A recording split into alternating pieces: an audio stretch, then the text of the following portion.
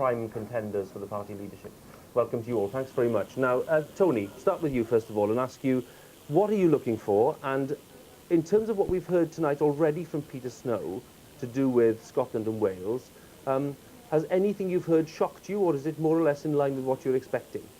Well, in the case of Scotland, I don't think there's anything shocking about this. We all thought that Labour was going to be the largest single party, that the Liberal Democrats would be their most likely coalition partners. In the case of Wales, I must say I am rather surprised that the Labour vote appears to have fallen as sharply as it has, that it seems to have done as well as it has. It does look as though it's at least possible that Labour will not have an overall majority. We haven't had any significant results yet in from the English locals. If the Conservatives can't win in the order of 1,200 seats, that will be very bad for them, and notice that they have done very badly in both Scotland and Wales. Just one final point. We who tend to be based in London are apt to look at a set of elections like this as though they were different manifestations of the same election. But we've got to bear in mind throughout this evening that these are at least 3 different elections. They're fighting an election in Wales, which is different from the one in Scotland, and both of them are very different from the English local elections, which in turn have their variety. So let's not talk too much in terms of overall patterns. Okay, we won't. Thanks a lot, Tony, for the time being. Alison, crucial to talk about turnout, because obviously that has a huge impact on how we analyse the result. There's talk already, and I stress it is early days, and we don't have precise figures, but the turnout for the English elections is said to be low.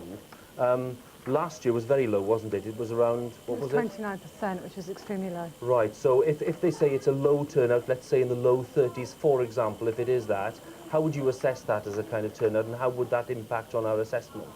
Well, I think the key point to bear in mind, as you've already said, is that turnout in local elections is always fairly low, and certainly a great deal lower than in general elections. However, the average over the last couple of decades has been between 35 and 45%. So a turnout level in the mid-30s would not be extraordinary.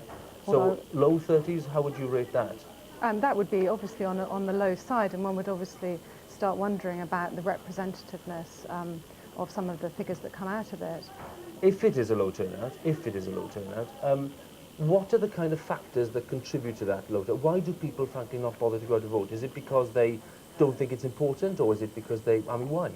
Well, it varies hugely depending on the area. In some areas where it's a very marginal constituency, for example, or where there's been very intense or bitter campaigning, turnout will be much higher. Obviously in others that won't be so much the case. We've already heard examples quoted of areas where turnout seems to be 1 in 10, which is extremely low indeed, and there seems to be general apathy and even lack of knowledge that the elections were taking place. Okay, thanks very much. Margaret, could I turn to you and ask you about the Welsh look first, not that I want to be biased, of course, and basically ask you if those projections are right, and I admit, it's early days, but if they're right, and if it is fairly tight for you in Wales, and if Alan Michael, the Welsh Secretary, looks as if he's going to have a very tough battle indeed to get even a seat in the Assembly, what would account for that disappointing Labour performance? Well, I don't think obviously we would very much like to get an overall majority in the Welsh Assembly, but I think it's too early to start talking about disappointment. After all, this is an electoral system which is designed to make it very difficult for any single party to get a majority. So I think we would feel that if we did get an overall majority, we'd actually be doing very well. Okay. What for you in terms of the English council elections, because that's a huge test of public opinion, what for you is a decent benchmark of, if I may say, losses, because you did so well in '95, it would be extraordinary to talk about gains for you at this stage. So if we are going to talk about losses, do you have a benchmark that you would like to share with us about what would be acceptable in terms of losses or not? I think we've been careful to rely on other people's benchmarks, on independent assessments and not on our own. In '95, as you say, not all to us, of course, but the Conservatives lost 2,000 seats and 61 councils. Now, a very recent analysis by independent commentators of recent by-elections in local councils has suggested if the Conservatives don't gain back about 1,400 seats and about 31 councils, then they're really not making any inroads. And I noticed that Tony King said, I think, 1,200 seats would be his kind of minimum. Right. Now, whether they all come from us or whether they come from elsewhere is another matter. But I think that's what we're. Could you manage 1,000 losses, for example?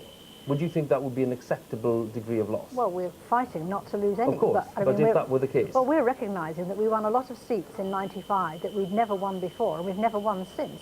So if we hold on to any of them, we'll be doing very well. Okay, so, I mean, but just in terms of magnitude, so that viewers know where we are, 1,000 losses might sound a lot, but in the context of what you did in '95, 1,000 losses actually might not be too bad for you. Is that what we're saying? Well, I think there's some truth in that, yes, because, as I say, we took a lot of territory in '95 that had never, ever been ours, and we never thought would be. Okay, thanks so much. Michael Ancram, could we deal with Scotland and Wales first? As a good Scot, let's start with Scotland with you then, and say the picture there is, at least at this early stage, the picture is of a pretty weak performance by the Tories, and indeed the council elections obviously are a big challenge for you tonight. Can you give us a kind of guide as to what you're looking for and what you might be relatively happy with?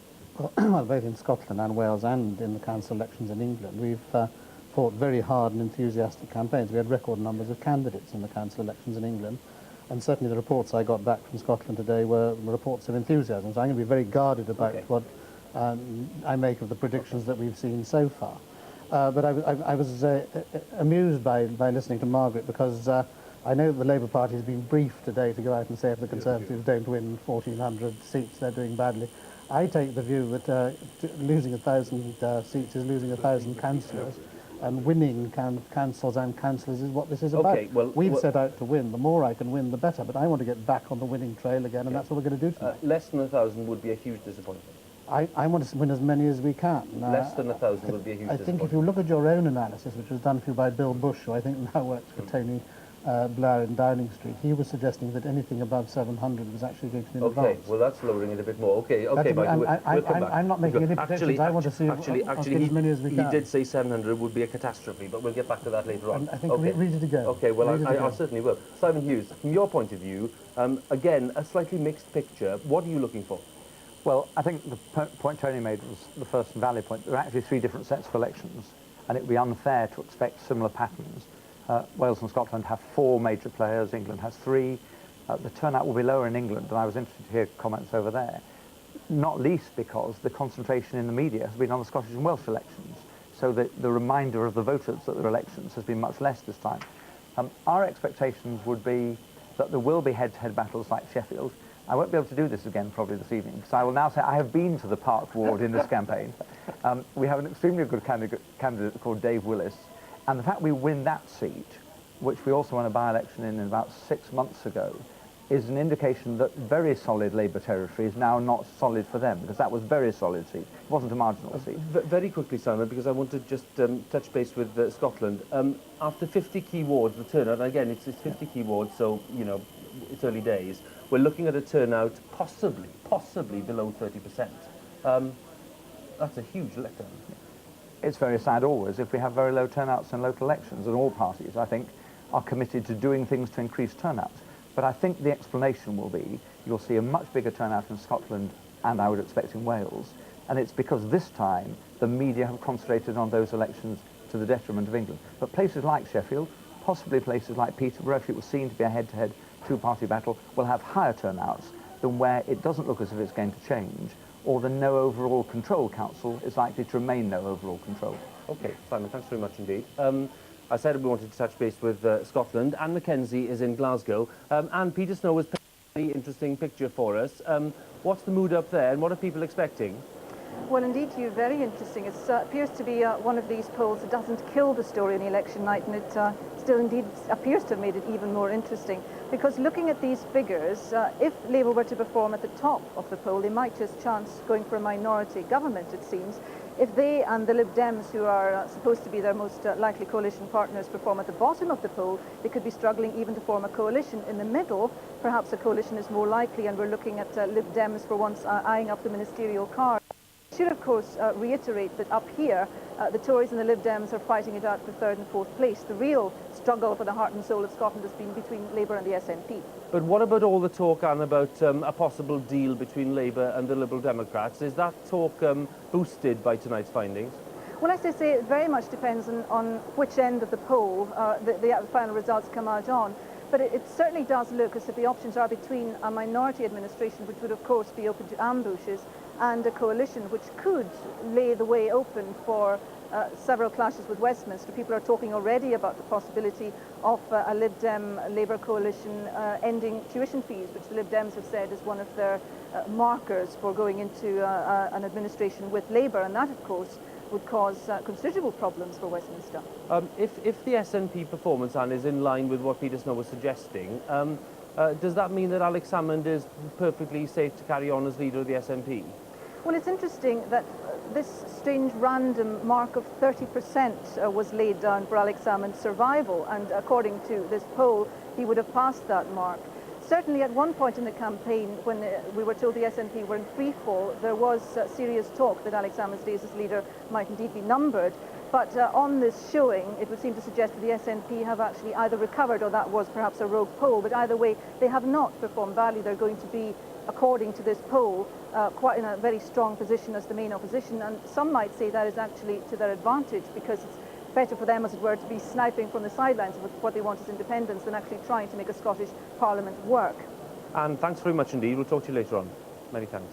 Margaret Beckett, the concept of a coalition, let's say, between Labour and the Liberal Democrats, would I be mischievous in suggesting that that concept would leave you slightly cold? No, I think you would be being mischievous, yes. But correct, maybe. No, I mean, it doesn't leave me cold at all. I regard it very much as a matter for the Scottish Scottish Parliament to sort out, and a matter for the Scottish electorate to decide what the balance of the votes they want to cast is. As a prominent cabinet minister here, you would be perfectly happy with the thought that, for example, somebody like Jim Wallace, the Lib Dem leader up there, could sit in the Scottish cabinet with Donald Dewar. That's something you'd be perfectly comfortable with. I think it's a little bit early in the night to start. Good fun, yes. Theoretical cabinet making is always good fun. It's a realistic prospect. I think it is much too early to tell. Okay. Simon Hughes, you've been known for the fact that you want to put a bit of distance between your party and Labour over the years, and yet in Scotland it seems that this element of cooperation might pay off in some way. How do you square that with your own stance in the past? The one more interesting thing is that it may be necessary in Wales for there to be cooperation, if what the polls are indicating. I mean, I think the point Margaret touched on, but she put it in where I would never put it earlier, is very important. This is an electoral system where the parties will be represented according to the number of voters who vote for them. There'll be a fair representation. If the Scottish voters or the Welsh voters don't give Labour a majority in either or both, that will be because the people haven't wanted that, and the duty of all of us is then to work with that. And the good thing for me and for us is that it will then mean that there will be a real change, because Wales is effectively governed by Labour now, as is Scotland, because it's governed from Whitehall. It is now going to be governed from Cardiff and from Edinburgh, and it will have a whole new breath of fresh air if other people are part of that process and they don't deny Labour, they don't give Labour the majority. We will work to achieve our policies, and we will work both in Cardiff and Edinburgh with other parties if needs be. Let me just tell you, Michael Ancram, some fairly encouraging news which is coming up on my screen in front of me here, that after 80 key wards are in, it looks as though the Tories should gain around 1,000 seats, if not more, 2 or 3 percentage points overall behind Labour. How would that grab you? Well, as I said earlier, I'm going to make no predictions about this evening. What we are about is winning, and the more cancellers we get at the end of the night, the more cancels we control, the better pleased I'll be. But you know, you were talking just now about coalition. The dishonesty of the system which produces coalition is evident here, because over the last week in Scotland, the Liberals and Labour have both been asked whether they would agree that they were talking about a coalition. Both of them said no, vote for us as separate parties. The moment we get to 10 o'clock tonight, suddenly the voters are going to be presented with something which they deliberately were not asked to vote for.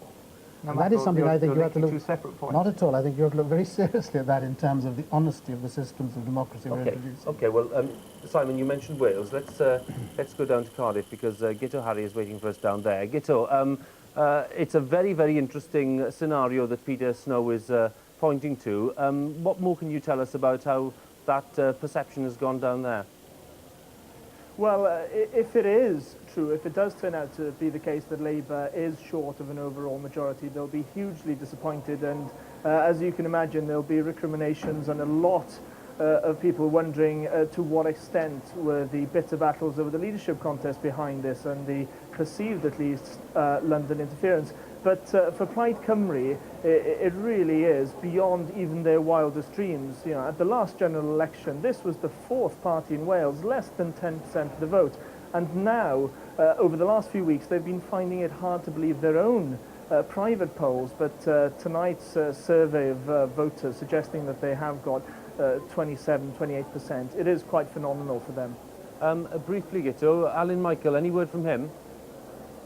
Well, he's refusing to comment on these. He says that having toured his constituency in Mid and West Wales today, that he's fairly confident of being in the Assembly, but there certainly is a doubt according to these figures, and it'll be a very tense number of hours for him indeed until mid-afternoon tomorrow. Guto, no doubt that's not our last comment on it. Thanks very much indeed. Let me just tell you that I'm getting some more turnout figures here, which are quite remarkable. Turnout in key wards at the moment, running at a phenomenally low 26%. Alison, what do you make of that? That is incredibly low. I mean, last year was the lowest in a few decades, and that was 29%. So 26% is clearly extremely worrying. And I think, obviously, a lot of people will have to start thinking about how to try to engage people more fully in local democracy. But for us to be clear about that, Alison, if that 26% is what we project across these English elections, that would be an all-time low, would it? It wouldn't be an all-time low. I think it's gone as low as 20%, but that was many, many years ago. But it's certainly the lowest it's been in decades. The other point to bear in mind is that we've got the European elections coming up in a month, and traditionally turnout in European elections is even lower than turnout in local elections. Tony, what do you make of that? Well, it's clearly a very low figure. Alison spoke of engaging people. If you want to get people to go out and vote in an election, you don't enable them to vote in supermarkets or by telephone or anything like that. What you do is give them something important to vote about, where you have a serious contest between two political parties or two candidates or more, where people feel they have a real stake in the outcome. And I think the reason turnout in the local elections is so low is that, frankly, most people don't think there's much at issue. They went and voted in very large numbers on the 1st of May 1997. They think they did that. They changed the government, so why bother voting again? What do you say to the man or woman who comes up to Tony and says, look, if the turnout on this is 26%, you're not in any position to draw any big judgments from this result at all, even across England and possibly, you know, looking at councils in Wales as well. You could possibly argue if the turnout there isn't very good. Why should we make any big analysis on the basis of a turnout that small? Well, one thing to bear in mind is that we are dealing with a reality out there. We sometimes talk about local elections as though they were simply indicators of something else, but they do actually matter to councillors and councils and the people who live there. But still, you ask a very fair question, to what extent is this a realistic indicator? And the answer is, I think it's a very rough and ready one. For example, I expect Labour to underpoll for the very simple reason that very large numbers of local Labour voters live in authorities that are Labour controlled. In many cases, there's no chance of the council changing hands. Why should they bother to turn up? I would expect in wards which Labour dominates, in cities that Labour dominates, that very, very few people will vote. And I think one has to say, so what? But it does reduce the validity of the thing, as you were suggesting, as an indicator. Alison? Yes, I mean, Tony's completely right. Labour does suffer from in wards with very low turnout. The other point worth making is that the Conservatives recently have been much better at getting their supporters out to vote in local elections. And then a final point that I think people should bear in mind is that one group who are the least likely to vote are the young. And so obviously there is an issue surrounding the extent to which young people are getting engaged within democracy, voting and so on. We can talk about this all night, and we will pick up again later on. Alison, Tony and colleagues here will be back very shortly, because that's all from Westminster just for this moment. I'll be back with Kirsty Walk. We'll bring you all the results across the UK, historic votes there in Scotland and in Wales, and of course the 10,000 or so council seats that are up for grabs in England. All of that for you in about 25 minutes' time on News 24.